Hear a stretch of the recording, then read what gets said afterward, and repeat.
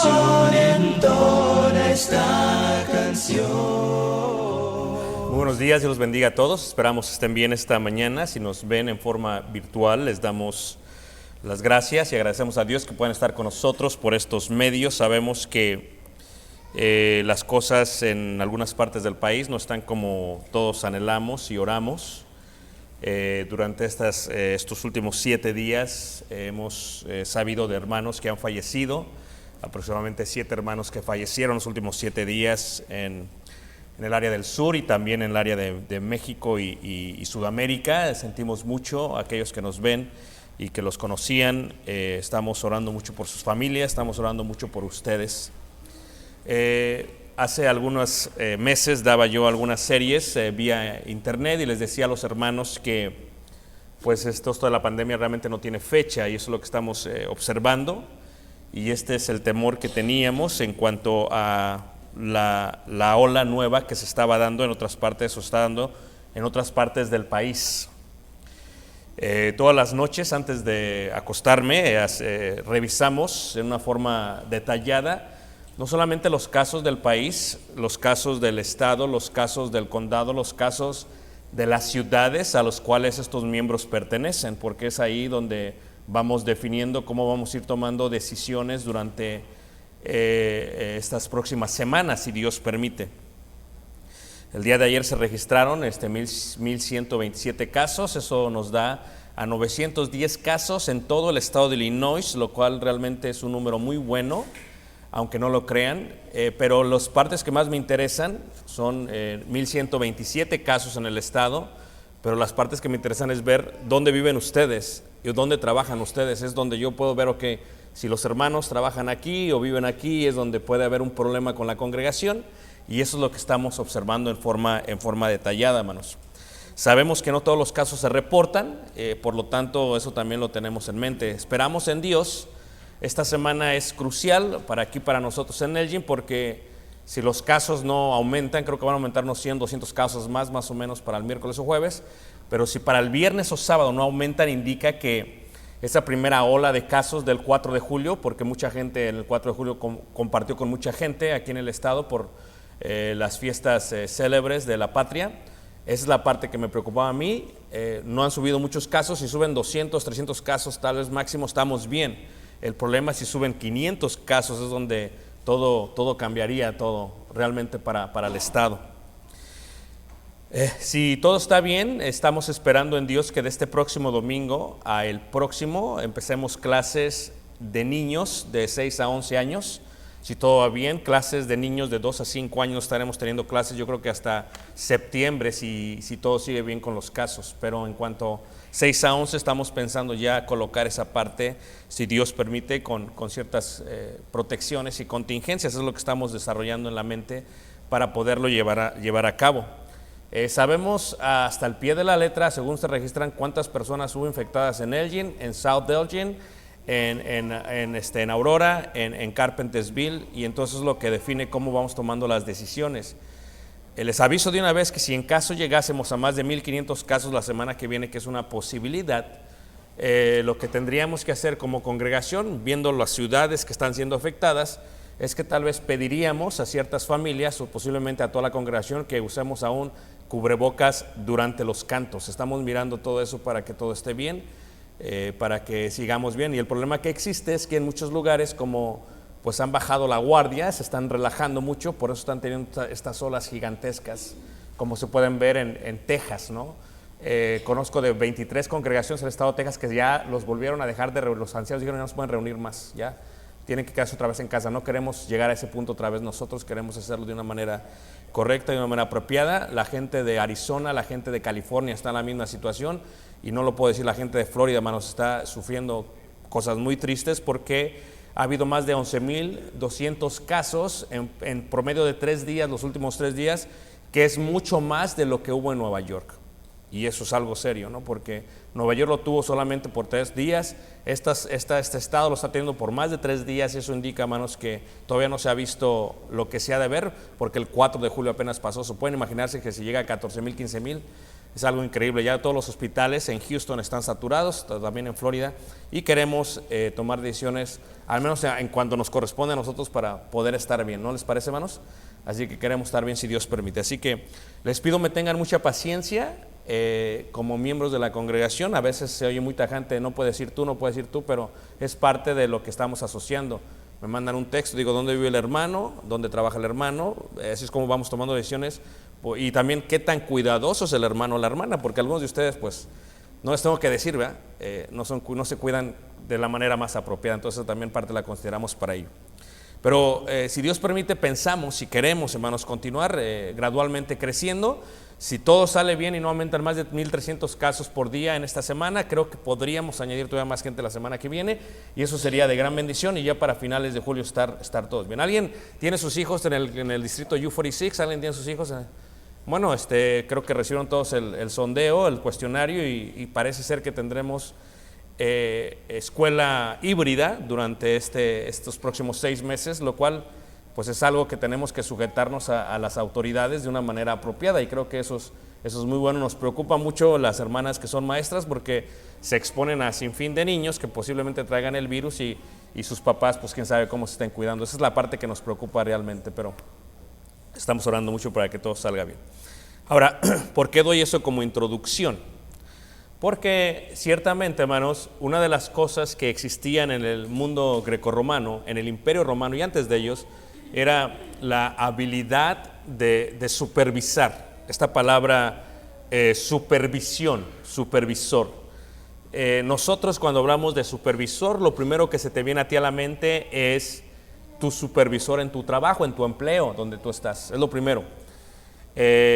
Por ello es interesante mirar cómo se utilizaba la palabra supervisor en el primer siglo, a diferencia del día de hoy.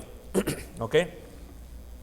El Imperio Romano tenía una posición gubernamental que colocaba en las comunidades lo que se llamaba aquellos que estaban mirando sobre los demás. Es más, la palabra epi o epi significa sobre, y cospo significa aquel que está observando, que está mirando. Así que cuando decimos episcopos, significa aquel que se colocó para mirar sobre los demás. Era una posición gubernamental en la cultura grecorromana.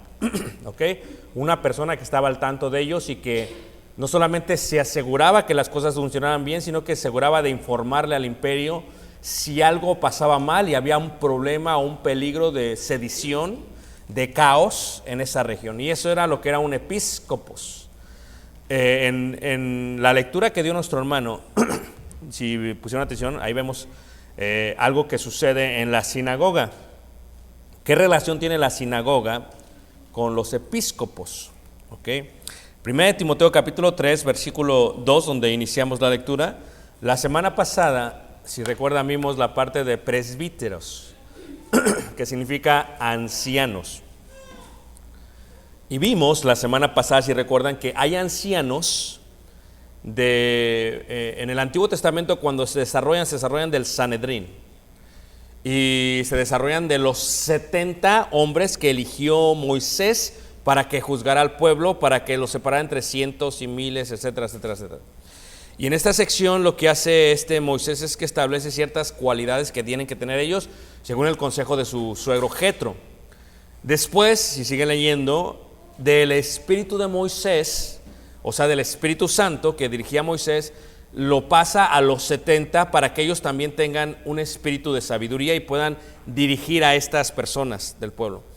En el Antiguo Testamento, esa parte de ancianos fue desarrollándose y se colocaron primero 70 durante las jornadas hasta la tierra prometida. Cuando se disparcen por toda la tierra prometida, se tienen que colocar ya estos ancianos o presbíteros en griego, o tzikén en hebreo. Se colocan de alguna manera en región, en comunidad, en gentes, o se le llama los ancianos de la gente, los ancianos del área, y luego viene a ser los ancianos de la ciudad. ¿Recuerdan ustedes la clase la semana pasada? Y entonces estos ancianos tenían que estar cuidando de los ciudadanos muchos de ellos familiares de ellos, porque las tribus y las tierras se separaron basado en tribus. Ellos se aseguraban que hicieran 5 cosas, recuerden ustedes 5 cosas. La más importante, que todos los que estaban bajo su cuidado guardaran la ley de Moisés, que si había algún problema con algún hijo rebelde lo corrigiesen, si había un problema con alguna calumnia de una virgen, se arreglase. Entonces, recuerden, eso vimos la semana pasada, cuando vimos los 5 puntos que los ancianos de la ciudad tenían que cuidar: redención de la sangre, expiación, hijo rebelde, difamación de una virgen y la sucesión y parentesco. Cuando van a la cautividad y empiezan a crecer, ya no pueden ser solamente los ancianos de la ciudad, porque cuando se los llevan a cautividad y están en Mesopotamia, en Babilonia, no es como que okay, voy a colocar la tribu de Dan aquí y la tribu no aquí. Ya como se los llevaron cautivos, ya ahora estaban todos revueltos, las tribus estaban fusionadas. Por lo tanto, se empieza a colocar lo que se considera ya no como el anciano de la ciudad, ni el anciano del área, ni el anciano de la gente, sino el anciano del pueblo. ¿Se acuerdan ustedes de la clase que les di la semana pasada? ¿Okay? Y esta parte de los ancianos del pueblo, ¿verdad?, ya tienen no solamente 5 responsabilidades, sino ahora tienen 6 responsabilidades.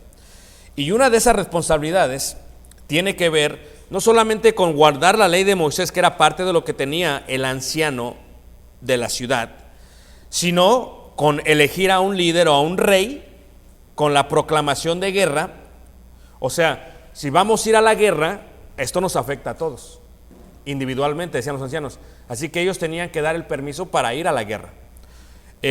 Con las negociaciones políticas y acuerdos, con el hecho de llevar las ceremonias sagradas, y les decía yo, y con el hecho de saber, entender cómo funcionaban los gobiernos donde ellos estaban. Y aquí es donde viene una parte interesante, porque las leyes aplican basado donde estás.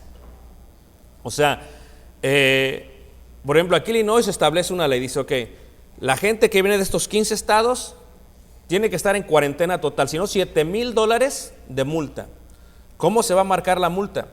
Si esa persona infecta a otra persona y se conecta con esa persona y se conecta de que el lugar donde lo infectó no fue en su casa, en este caso la persona tiene que pagar $7,000 al estado de Illinois.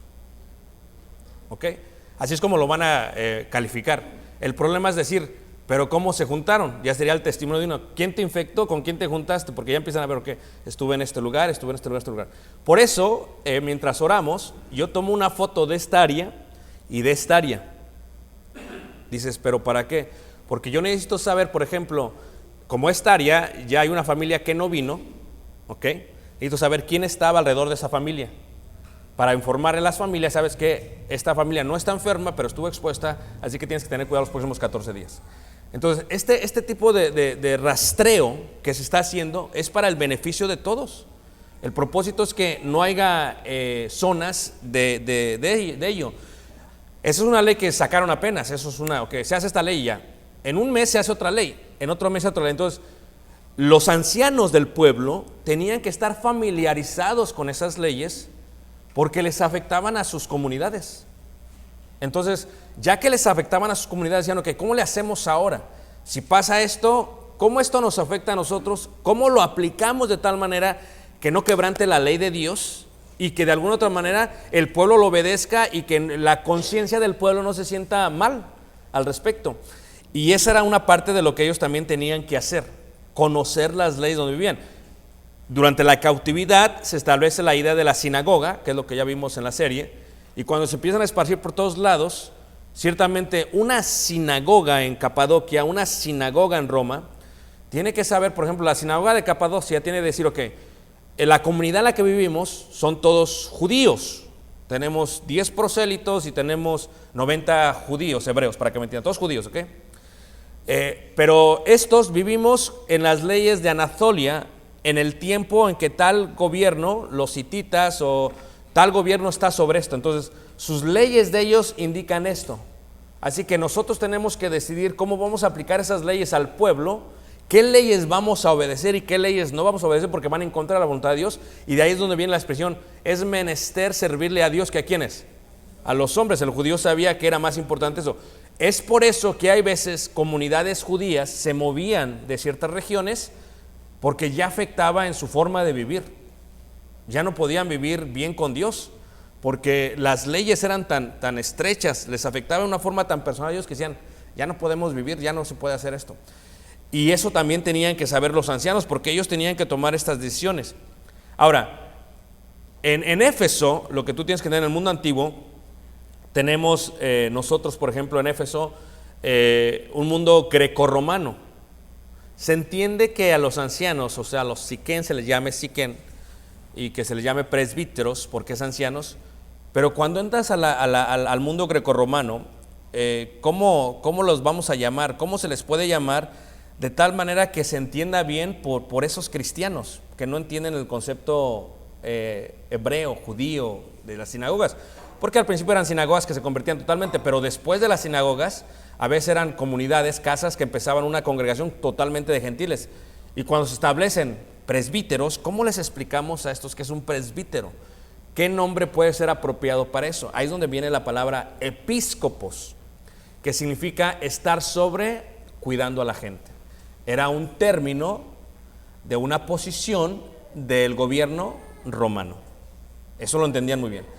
Y esa es la palabra que se da. Ahí en 1 Timoteo 3, 1 y 2 dice, palabra fiel, si alguno anhela ¿qué? Obispado. Y reitero, la palabra obispado viene de la palabra episcopos, aquí está. Entonces ustedes separan la palabra episcopos, epis, que es arriba o sobre, y cospos, que es el mirador, el que guarda. Haz cuenta que es el velador, ¿entendés por el velador? Entonces, cuando yo digo supervisor, lo que primero que quiero que entiendan es que no vayan a actualizar el término con ustedes, porque para ustedes, ¿quién es su supervisor? Pues el que está ahí como de gerente en donde trabajas, ese es tu supervisor. Es lo primero que se te viene a la mente. Pero ciertamente tal vez no se puede aplicar correctamente a la idea del primer siglo porque no tenía ciertas cualidades que se deberían de tener. ¿Quién de aquí ha tenido malos supervisores en su vida, en sus trabajos? Levante la mano. Gente que no sabía lo que estaba haciendo, pero los pusieron porque eran amigos del patrón. Levante la mano. Nada más yo, algunos. Entonces, por eso no podemos ilionizar la palabra, ¿ok? De Illinois. Tenemos que mantenerla apropiada al texto. Entonces, eso es lo que es un episcopos. Cuando viene la palabra de Dios, hermanos, aquí Éfeso se encuentra en una región grecorromana. Entonces, la pregunta es, ¿qué sucede? ¿En qué momento se establecen los puntos necesarios de un episcopos, de un supervisor? O lo que se dirá obispo, dice ahí. Palabra fiel, si alguno anhela obispado. Si alguno anhela, vamos a ponerlo en palabras correctas. Si alguno anhela estar mirando sobre la gente, estar viendo sobre ellos, estarlos cuidando. Eso, porque cuando dice obispo se oye como así como de cate, ¿no? Dice título, ¿no? No. Pero si lo traducimos correctamente, decimos, si alguno anhela estar mirando por la gente, dice, estar cuidando a la gente ya es otra cosa. Aunque realmente lo que significa la palabra obispo o episcopos.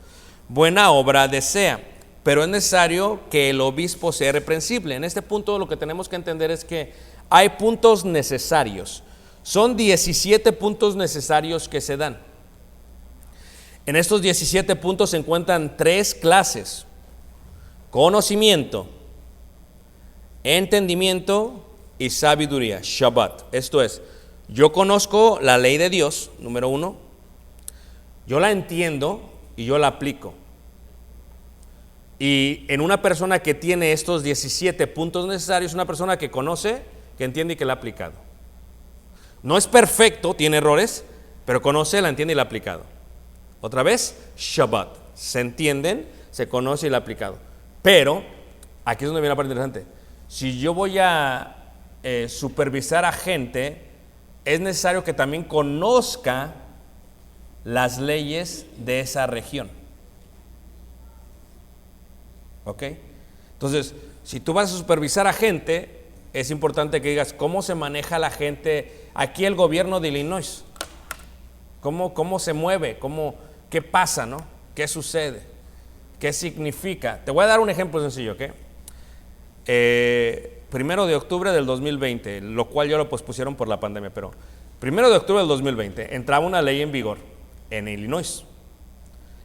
Si vas a viajar por avión necesitas una identificación real, le llaman ellos.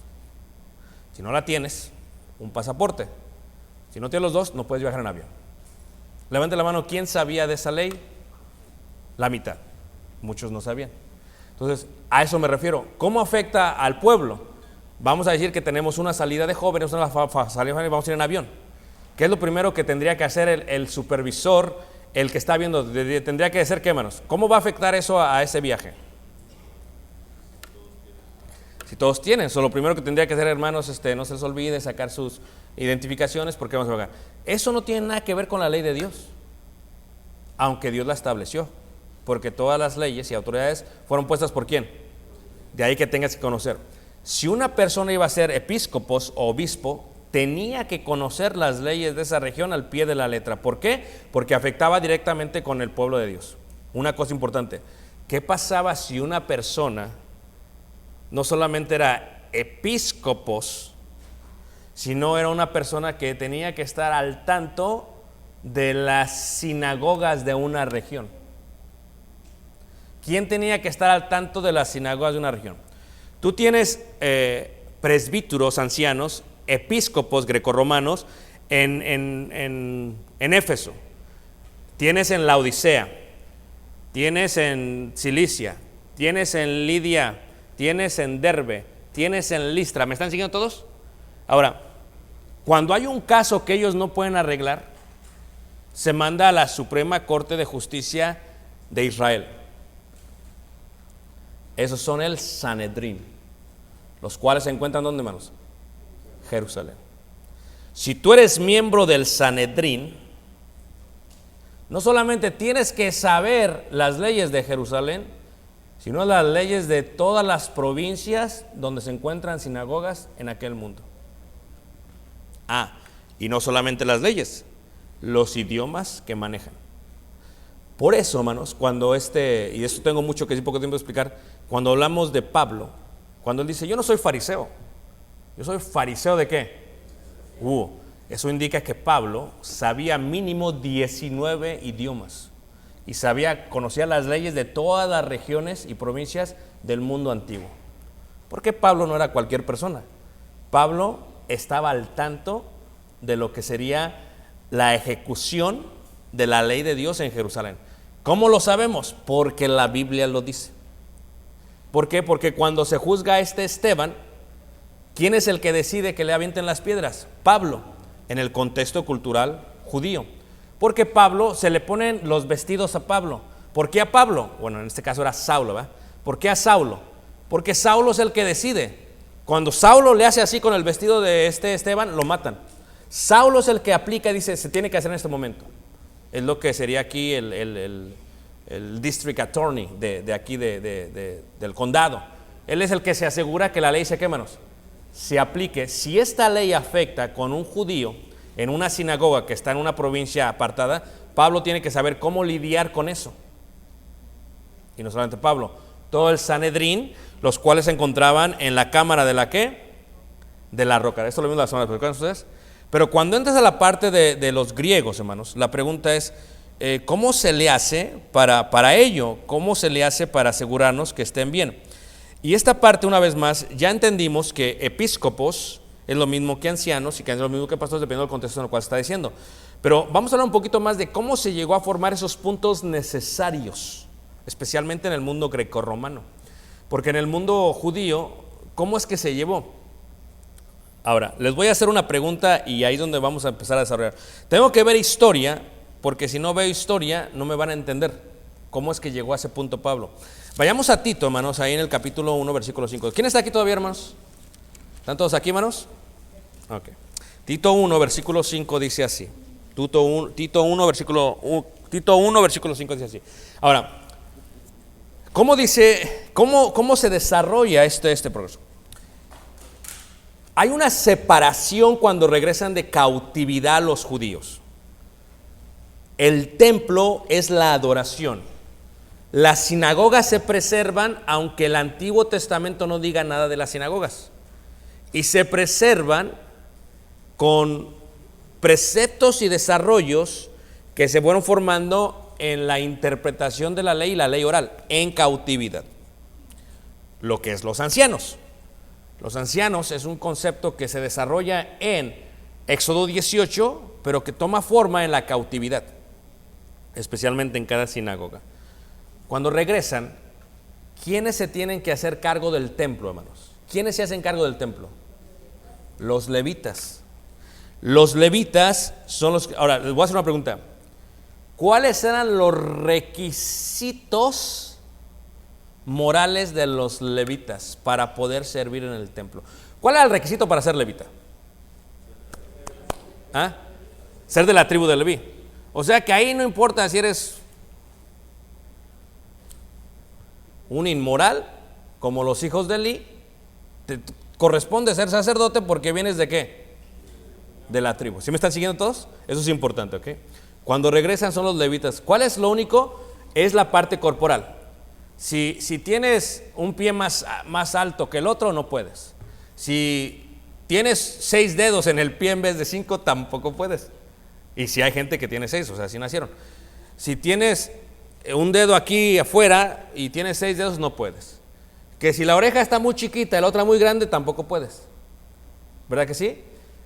Que si tienes los testículos mayugados, decían ellos, tampoco puedes, según la ley de Moisés, ¿ok? No se podía. Si eres chaparrito, no puedes. O sea, tenía todo tenía que ver con el aspecto físico, nada con el aspecto ¿qué? Moral. Eso es importante. El templo se desarrolla cuando regresan de la cautividad y continúan de esa manera. Pero el aspecto moral y espiritual se desarrolla realmente en las sinagogas. Ahí es donde se desarrolla y dice, ok, si una persona quiere ser presbíteros para los hebreos, episcopos para los griegos, pues tiene que tener el conocimiento, la aplicación, o sea, el entendimiento, y tiene que tener la sabiduría. De otra manera, pues no estaría muy bien que fuera pues anciano. Esta parte se desarrolla en la sinagoga. Reitero, cuando regresan de la cautividad y se empiezan a formar los partidos políticos religiosos, como los celotes, como los esenios, como los fariseos, como los saduceos. Los saduceos, porque la palabra saduceos viene de la palabra tzedek, que significa justo, justicia, tzedek, de Melquisedec, rey de justicia, y los saduceos se encargaron del templo porque eran descendientes del sumo sacerdote Sadoc, y ellos se encargaron del templo. Y los que se encargaron de las sinagogas fueron los farisheim, los fariseos, que significa la palabra farisheim de farishim, que significa puro. ¿Ok? Entonces tenemos los fariseos y los saduceos. Los saduceos se encargan totalmente del templo y los fariseos de las sinagogas, pero aquí hay un problema. Está bien que tú te encargues del templo porque son levitas. Está bien que te encargues de acá porque conoces la ley. Pero ¿quién se va a encargar de la Corte Suprema de Justicia? Que no solamente aplica al templo, aplica también a ¿quiénes? A las sinagogas. Y esta es la primera división que se ve en forma estructural. Y entonces se decide que no solamente haya saduceos, sino que también haya fariseos dentro del Sanedrín. Pero la mayoría eran ¿qué, hermanos? Fariseos. ¿Por qué? Porque había muchas más sinagogas que templo. Y las sinagogas representaban una población mucho más grande que Jerusalén, porque había ya tantas por todo el pueblo. En este sentido, lo que ocurre es que los fariseos toman los servicios de las sinagogas y los saduceos toman lo que sería el control del servicio al templo. Fue después que gradualmente se establecen en cada sinagoga lo que consideramos como un cuerpo de ancianos. ¿Ok? Y de esto hay muchísimas evidencias arqueológicas y también por parte de los judíos en cuanto a su desarrollo. Vamos a ver qué dice Tito, capítulo 1, versículo 5. Ahora, ¿dónde está Tito? ¿En qué lugar está Tito? Emma, ¿en qué lugar está Tito? No te preocupes. Martita.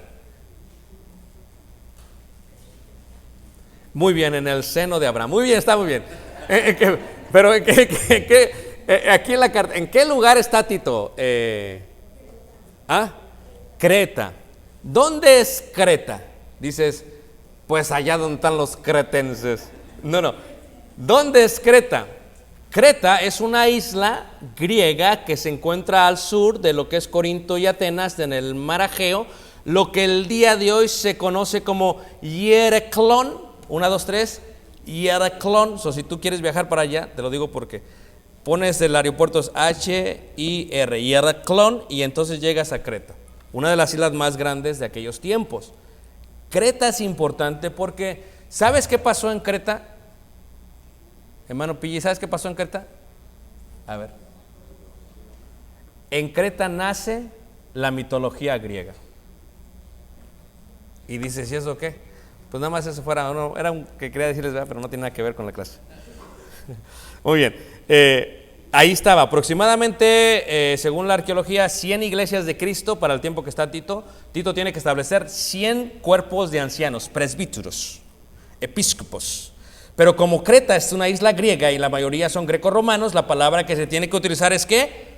Obispos, episcopos, porque ellos lo entendían bien. Ok, voy a poner un episcopo, quiere decir, es como el del Bronx, sí, va a estar al tanto de nosotros, y va a ser el que tiene la autoridad, el que dice lo que va a pasar. Dice aquí 1:5, por esta causa te dejé en Creta para que corrigieses lo deficiente. Ok, ahora, mucha gente dice, cuando una iglesia de Cristo no tiene ancianos es deficiente, es lo que dicen muchos. No es lo que está diciendo aquí. Lo que está diciendo aquí es que al haber ancianos o episcopos es mucho más probable que esté más cuidada la iglesia y que lo deficiente de los miembros no esté ahí. Pero yo les decía la semana pasada que siempre va a haber problemas en la iglesia porque siempre van entrando nuevos ¿qué?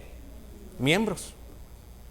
Entonces, versículo 5 dice, y establecieses, ahí está, presbíteros, ancianos, en cada ciudad, así como yo te mandé. O sea, que allá dice obispos y aquí dice ancianos, pero sigamos leyendo. El que fuera irreprensible, marido de una sola mujer y tenga hijos creyentes, que no estén acusados de disolución ni de rebeldía, porque es necesario que el obispo, y ahí establece Pablo, esto que es presbíteros, ancianos, plural, es lo mismo que va a ser el obispo. Así como ustedes ven en el mundo grecorromano, lo que es un episcopos, un funcionario del gobierno romano, pues es lo que nosotros le llamamos ancianos, pero ya no en el imperio, ya no en el gobierno, sino ¿en dónde? En la iglesia. Y estos son los puntos necesarios, dice. ¿Por qué? Que fuese irreprensible, empieza ahí. Como administrador de Dios, no soberbio, no iracundo, no dado al vino, no pendenciero, no codicioso de ganancias deshonestas, sino hospedador, amante de lo bueno, sobrio, justo, santo, dueño de sí mismo. Dices, no, pues está medio complicado. No está complicado, hermanos. Tenemos que humanizar a los que quieren ser ancianos. ¿Han cometido errores? Sí. La pregunta es si los han resuelto sus errores. Eso es muy importante, porque perfecto solo Cristo. Humanizando un anciano es una persona que, vamos a decir, por ejemplo, tuvo un problema con un hijo rebelde, pero ya lo arregló. A diferencia de, no es que el anciano nunca tuvo hijos rebeldes, ¿tú crees que los hijos rebeldes? Ahora, un anciano que tiene un hijo rebelde, o una persona que tiene un hijo rebelde y no lo arregla, y lo deja, y lo empieza a encubrir como si todo está bien, no diga nada, pues no puede ser anciano, porque no puede cuidar ni a su propio hijo. Entonces, tienen que entender que los errores, si se han arreglado, es esa parte de irreprensible.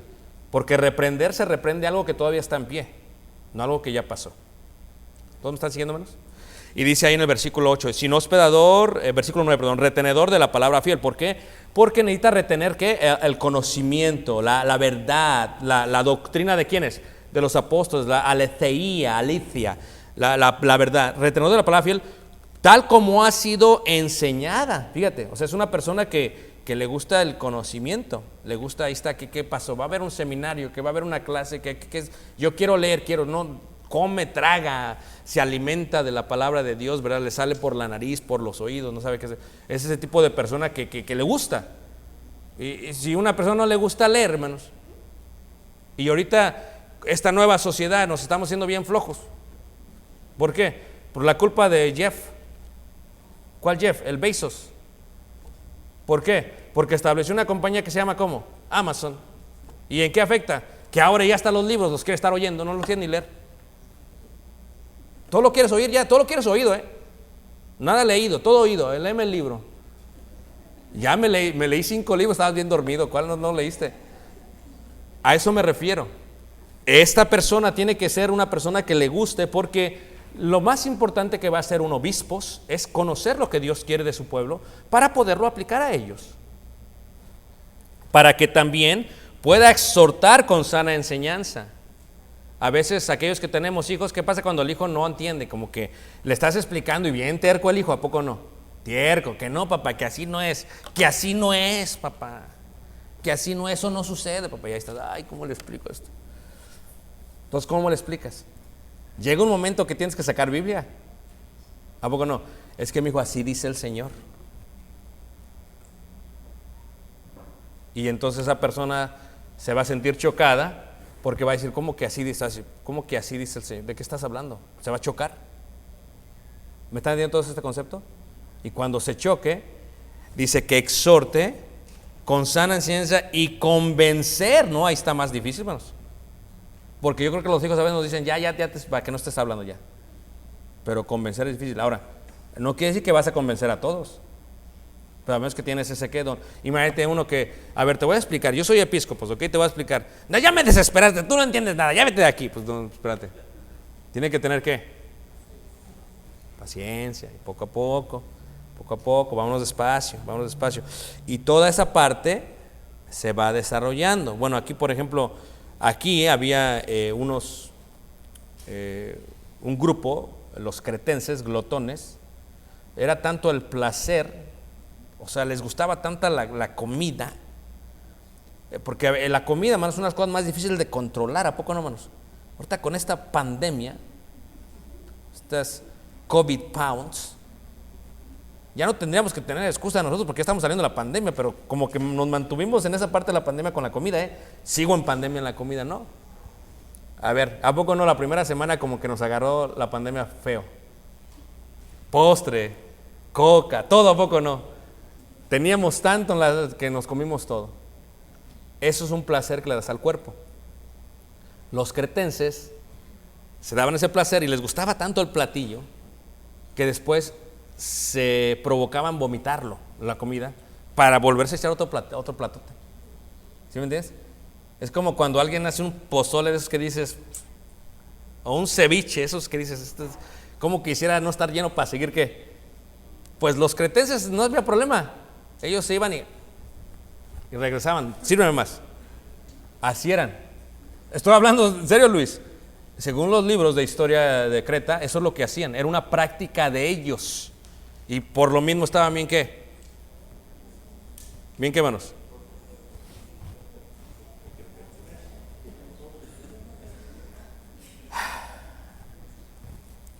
Pues es que es difícil, hermanos, con la pandemia. ¿A poco no, hermano González?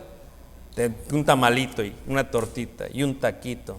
Y ya abren todos los restaurantes. Y hasta te lo traen a la casa. Y el especial, compra uno otro. Pues es difícil. Muy bien, ¿qué nos quedamos? ¿O qué los ancianos? Muy bien.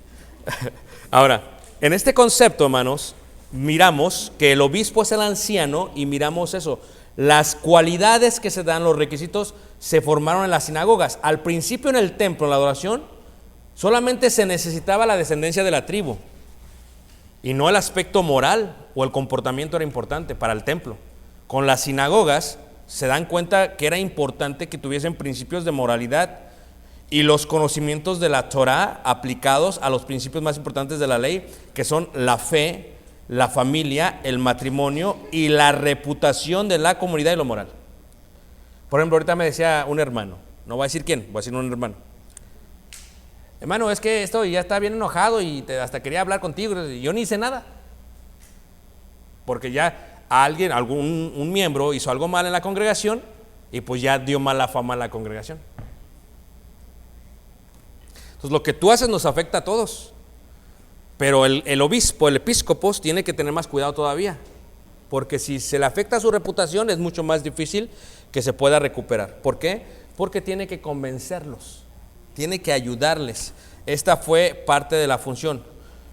Cuando llega a la iglesia era muy común de esto, pero para los grecorromanos era muy difícil entenderlo, aplicarlo, comprenderlo. ¿Ok? En la sinagoga lo que se ven son 3 puntos importantes. Número 1, se ven los ancianos, que se dice en griego ¿cómo? Presbíteros. Obispos, que se dice en griego ¿cómo? Episcopos. Pastores, que se dice en griego ¿cómo? Poimonate. A ver, Vita. Ándale. Tenemos a los presbíteros, a los episcopos, a los poimonates, que son los ancianos, que son los obispos, que son los pastores. Estoy bien afinado ahorita, ¿eh? Entonces, estos 3 son lo mismo. ¿Se encargan de qué? De cuidar. Sinagoga. Y tenemos a los que se llaman upéretes. 1, 2, 3. Upéretes, que es, vamos a leerlo en la Biblia, porque ¿de dónde sacaste eso de la Biblia? Lucas capítulo 4. Lucas 4, versículo 20. Lucas 4, versículo 20. Los upéretes vendrían a ser lo que se le entiende, o lo que se dice, o lo que se menciona como un ministro. ¿Qué es un ministro? La palabra ministro significa siervo, servidor. Por ejemplo, decimos el ministro de Canadá, es el servidor para Canadá. El minister, dicen, ministro es servidor. Lucas 4, verso 20, Jesús acaba de dar el inicio de lo que sería su ministerio, tomando del profeta Isaías, tomando de la ley de Levíticos, y dice, y enrollando el libro, lo dio al ministro. Y tú dices, ¿ese quién es? ¿De dónde salió? ¿Cómo se formó? Pues te lo estoy explicando. En la sinagoga, primero, en las sinagogas no es que cada quien tenía su Biblia. Allá había rollos, y los rollos estaban en las 5 cajas de la sinagoga, que es el Pentateuco. Entonces, ¿quién es el que da? Si yo iba a pasar, como ahorita yo hubiera pasado en una sinagoga a dar clase, yo paso, tenía que haber estado aquí el upéretes, vamos a decir que el upéretes es Jaime, y hubiera dicho, ya yo me puse de acuerdo con el upéretes, yo voy a dar este sermón, y upéretes decía, ok, ¿cuál es el rollo? Y sacaba el rollo, y decía, y me lo entregaba a mí. Yo lo agarraba, yo predicaba, yo acababa, y venía el upéretes. Espérate. Lo agarraba y lo qué. Ese era el ministro, lo que se viene a entender como, en el mundo grecorromano, como diáconos. El que se encargaba de toda la parte secular del edificio. Que esa ventana tiene así como que está opaca. Pues el ministro decía que está opaca, y a lo mejor viene un judío y quiere ver si hay servicio, y ve y no se ve nada porque está. Entonces yo me encargo de limpiar. Ese es el diáconos, que ya existían. ¿Dónde también, hermanos? En el tiempo del Señor, ¿qué? Jesús. La parte ancianos, péretes o diáconos, el siervo de las cosas seculares. Y luego la parte, ¿quiénes estaban, en qué grupo político religioso estaban encargados de las sinagogas, de los cultos de las sinagogas, hermanos? Los fariseos. En las sinagogas del siglo II, siglo I, primer siglo antes de Cristo y después de Cristo, quienes se encargaban, quienes se enseñaban eran los fariseos, a los que se les llama también rabís. ¿Ok? Ahora, hay una diferencia entre rabí y rab. ¿Se acuerdan ustedes la diferencia? Ok, rabí tiene una I, rab no tiene nada. Rabí, es que es para que se despierten. Rabí es aquel que estudió la ley de Moisés en hebreo y en Jerusalén. Y rab es el que la estudió, pero en arameo, porque era el lenguaje del pueblo. Entonces, ¿quién cree que tenga más categoría aquí? El rabí. Y los fariseos se encargaban de eso. Se encargaban de enseñar, se encargaban de ayudar, se encargaban de hacer todo ese aspecto. En este sentido tenemos en la iglesia, en la sinagoga, ancianos, diáconos y rabís. ¿Listos? Ancianos, diáconos y predicadores. Esto es muy normal. Esto es lo que se veía en una sinagoga. Y esto lo podemos ver porque ellos mismos establecen ciertos principios para los ancianos. Por ejemplo, Primero, no podía haber una mujer que fuese anciana. Por eso, por toda la gente que me ve por línea, que me pregunta constantemente, en la Biblia no existen la idea del concepto pastora.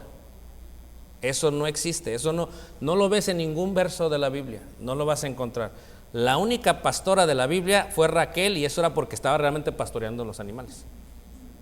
Pero en la iglesia eso de pastora, olvídate. Por eso cuando tú ves que nos va a visitar la pastora no sé qué, y luego todavía le añaden la pastora y apóstol, dices ahí en la torre. No puedo. No, eso no existe, en la Biblia no lo ves. ¿Por qué? Porque la ley oral decía que la mujer podría llevar al hombre a un comportamiento indecente y sexual. La voz de una mujer, decían ellos, es un caso de sexualidad, pues puede llegar a ser muy dulce con su voz y con su hermoso parecer, de tal manera que la enseñanza no se puede aprender. ¿Qué les parece, hermanos? Machistas, ahí está en lo que sería el Talmud y también en el Cantar de Cantares 2:14. La iglesia primitiva nunca tuvo la idea de ancianas, pastoras, episcopás. Es un término para los hombres, porque ya les expliqué esto en Génesis. Porque la mujer, hermanos, los griegos cuando veían a una mujer hablando, la confundían con los oráculos griegos. Eran las únicas que enseñaban. Entonces no las veían apropiadamente. Por eso en la iglesia primitiva, en forma pública, ninguna mujer se podía parar a enseñar a los hombres, porque se le consideraba una posición de autoridad. No es que seamos anticuados, tenemos que sujetarnos a lo que dice la Biblia nada más, ¿ok? Es que eso fue allá hace 2000 años. No se trata de eso, hermano. Se trata de lo que dice la Biblia y cómo es que este concepto aplica hasta el día de hoy. ¿Ok? ¿Todos me están siguiendo, hermanos? Porque hoy mismo ahí en Creta, en Tito, dicen que hay ancianas que enseñan a las más jóvenes. Sí, está bien. A que amen, no está mal que den una clase que hablen, no está mal. Lo que está mal es cuando esa mujer quiere ponerse en pie sobre la iglesia. Aplica a todos los puntos de adoración. En la sinagoga nunca veías que una mujer dirigiera una oración por su voz. Es más, ni siquiera podía preguntar la pobre porque tenía esposo, el esposo era el que preguntaba por ella. Y en algunas sinagogas establecieron que se hacían 2 pisos y las mujeres arriba y los hombres abajo. ¿Por qué? Porque los hombres querían enfocarse en la adoración y las mujeres arriba nada más ahí estaban oyendo. Y que empezaba la discusión que un rabí y la mujer ahí. Se puso bueno, ¿va? ¿Me entiendes? Ese era el concepto. Esto es importante. Eso se encuentra en las fuentes, ahí las tengo, en el Orash Hachim 75.3 y en el Bereshit 24a y Kubit 70. Estos son puntos históricos, ¿ok? Que dices, hermano, síguele porque a mí no me interesa tanto. Pero esto es importante. ¿Por qué? Cuando tú ves las sinagogas del segundo y primer siglo antes de Cristo, algunas que se encuentran en Egipto, nosotros labramos, aquí Mano Efraín, nos conocemos, por favor, labramos la piedra. Tú dices, ¿para qué labras las piedras? Porque las piedras son testimonio en el futuro, hermanos. Si en las sinagogas no se hubieran labrado las piedras, no sabríamos mucho de lo que estoy explicando el día de hoy. Y la iglesia primitiva, en el edificio de la Odisea, en el que está en Megido, se encuentran mosaicos y piedras labradas donde explican la historia de aquellos tiempos, que no está en la Biblia. Eso te ayuda a tener una comprensión total del concepto de lo que sería la idea. Ahora, en una sinagoga se encuentra esto al punto que viene. Vayamos ahí a Hechos capítulo 18. ¿Cómo se le llamaba a los ancianos en el concepto judío? Pues se le llamaba presbíteros, sí, pero esa es la palabra griega. Pero ¿cómo se les llamaba también? Bueno, ahí en Hechos capítulo 18, en el versículo, creo que es 7, Hechos 18, versículo 7, sí, ahí está, 7, Hechos 18, 7 y 8. Okay. Ahora, tenemos un diáconos, tenemos unos rabinos y tenemos unos presbíteros. Los ancianos, los predicadores y los servidores. Tenemos los tres, es la función de una sinagoga. Cuando te das cuenta de los ancianos, ¿cómo les llamaban en el primer siglo en la sinagoga? Les dije la vez pasada de esta manera. 18:8 dice, y Crispo, el principal de la sinagoga. Ahora, principal de la sinagoga, ¿verdad? En griego es arch o archi-sunagogos. ¿Y qué es sinagoga? Sinagoga es asamblea. Es los que fueron llamados fuera. Es lo que es eclesía, iglesia, es lo mismo, que es la idea de sinagoga. Se juntaron otra vez, es lo que es una sinagoga. Entonces, archisunagogos es uno de los ancianos de una sinagoga. Por eso se le llama ahí principal ¿de qué? De la sinagoga. Esto es un archi. Y esto no solamente lo ves en Hechos 18:8, también lo ves en Hechos 18:17, donde dice: entonces todos los griegos, apoderándose de Sóstenes, principal ¿de qué? De la sinagoga. Pero hay una piedra muy importante que se encuentra en Alejandría, que es la capital de Egipto, en el año 3 después de Cristo, y dice lo siguiente. Aquí está la piedra, está en el, ¿okay? La piedra dice lo siguiente, dice: Teodotos, hijos de Betenus, sacerdote y principal de la sinagoga, o en griego sería archisunagogos, porque también era posible que hubiese un levita, sacerdote, que fuese ¿qué? Anciano, muy bien. Hijo del principal de la sinagoga y nieto del principal de la sinagoga. Así que esta era la tercera generación de ¿qué, hermanos? De ancianos. Y qué bonito, ¿a poco no? Que tus hijos y tus nietos. Imagínense, van los bubulubos. Ahorita quién sabe. Pero estamos seguros que ya con 10 años ahí de... Tres. Pero digo, ahorita quién sabe, porque son tremendos, Pero yo sé que son niños, es normal. Por eso dice ahí, y nieto del principal de la sinagoga, edificó esta sinagoga para la lectura de la ley y la enseñanza de los mandamientos, o sea, del didachín en tolón, en griego, así como el cuarto de huéspedes, las cámaras y las secciones de agua como hospitalidad para los que necesitaban ello. La sinagoga que su padre fundó con ancianos y, dice ahí, y simonides, o sea, aquellos que también eran servidores. Aquí vemos esta parte. Una sinagoga tenía principales de la sinagoga, que son ancianos, presbíteros; principales de la sinagoga, que son episcopos, dependiendo del contexto cultural; principales de la sinagoga, que son pastores, poimonati, dependiendo del contexto cultural. Esto es lo mismo. Y en una sinagoga también tenemos, por ende, ministros y siervos, que son los upéretes, los que sirven, los diáconos que tenemos nosotros. Y tenemos también los fariseos, los rabís o los expertos de la ley, lo que se conoce el día de hoy como keirux. ¿Qué es un keirux? En griego es un predicador. Por eso tú dices, keirux es, keruso es yo predico, keruso ton lagon, la palabra, tudeu, de Dios. Keruso ton lagon tudeu, yo predico la palabra de Dios. Keruso es un heraldo, el que predicaba, el que hablaba. Y quienes eran los kerusos o los heraldos proclamadores de la ley eran los fariseos, los rabís y los expertos de la ley. Por eso, ¿quiénes estaban enojados con Jesús? Porque dice, trae otra doctrina, no se está sujetando a nuestra doctrina. Y les estaba quitando, ¿qué, hermanos? Enseñanza, autoridad y audiencia. Porque imagínate tú, se paró el rabí, el fariseo, en la sinagoga de Corazín, se paró y dice, ¿y dónde están todos? Y siempre había uno bien chismosote ahí.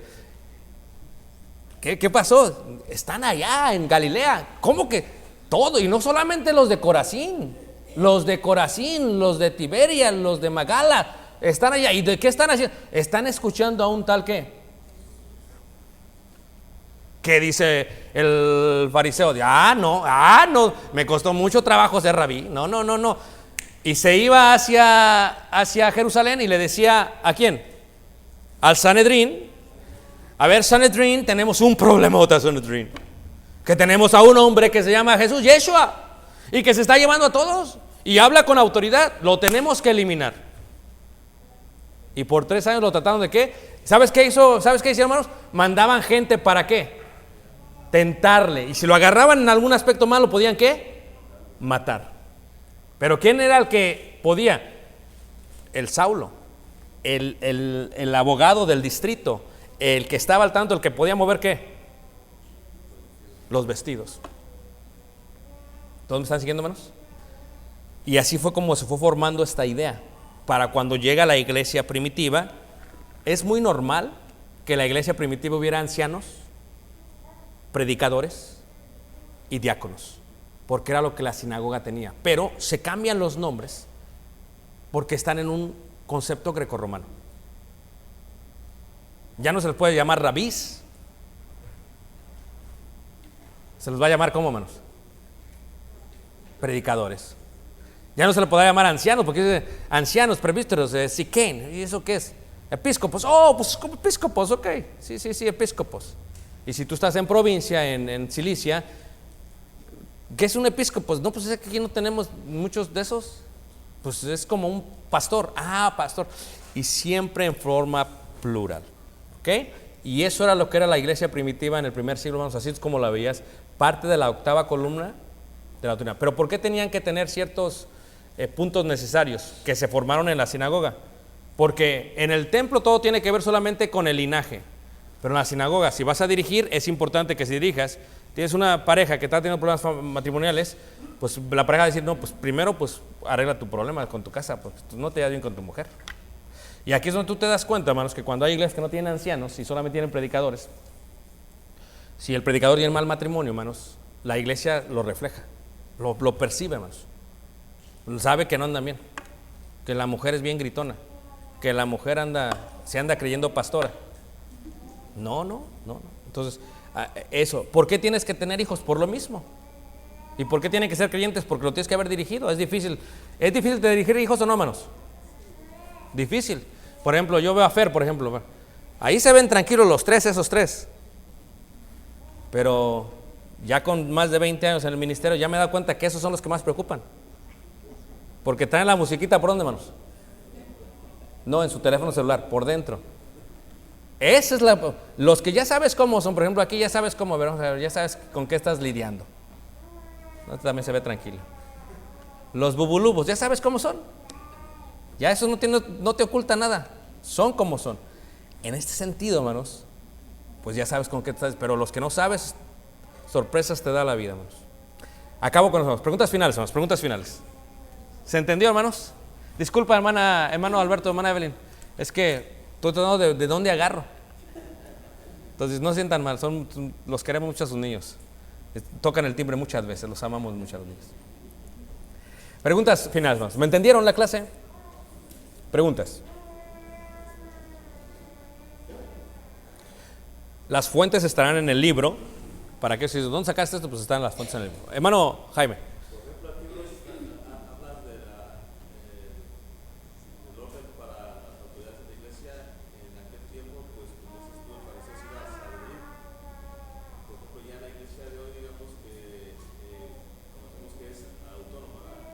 Sí.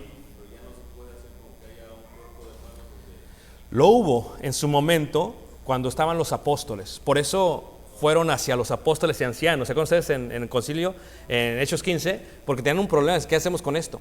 Cuando mueren los apóstoles, lo que dejan es esto. Y a lo que tenemos que abogar es a esto. A lo que dijeron ya ellos. Por eso es la doctrina de los apóstoles. En este caso, si tenemos un problema moral, ¿qué dijeron ellos que se tiene que hacer? Y su palabra de ellos es como si fuésemos a hablar con ellos. Por eso son las cartas apostólicas. Tony.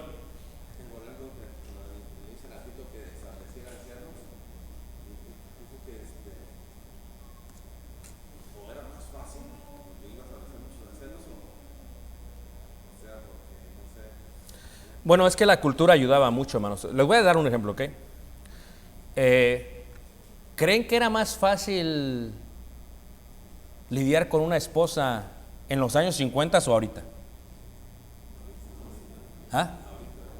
A ver, Tony, ahorita. ¿Quién da más? Más difícil, más. ¿Qué era más fácil cuándo? ¿Por qué? A ver, ¿por qué? Ándele. Yo no dije. Era de la casa. Porque la cultura establece un principio. Mira, tú vas a México, por ejemplo, es un ejemplo, Vas a México y los hijos ya grandotes, 20, 25, 30, y que viven en casa todavía, bien respetuosos de los papás. Papá, ahorita vengo, voy acá. Dices, ¿qué onda? ¿Cómo que mira qué bonito que les... Y aquí, a ver, háblale, mándale un texto a tu hijo porque quién sabe dónde está. Se fue, ni nos avisó. ¿Es cultura? ¿O no es cultura, hermanos? La India, por ejemplo, digo, las mujeres. Ahí, cuidado que una se le ocurra ser pastora, Ahí no hay problema con eso, porque es cultura. Entonces, si tú te vas al primer siglo y vives en este mundo grecorromano donde estaba el patria potestas, donde había un poquito más de sujeción, era mucho más fácil, había menos problemas, aunque no lo crean, en la parte familiar. Y luego sientes al mundo de los judíos, pues ya no, o sea, un judío de esos de que vamos a estar celebrando esto, no había problema, ya los judíos eso no lo hacían, eran bien. Entonces, no era mucho más fácil, pero la cultura ayuda muchas veces. Por eso es importante que uno elija dónde va a vivir. Una de las elecciones más grandes, lo digo por las parejas jóvenes, Emma, tú que te piensas casar en 20 años, Yesenia, en 2, pongan atención.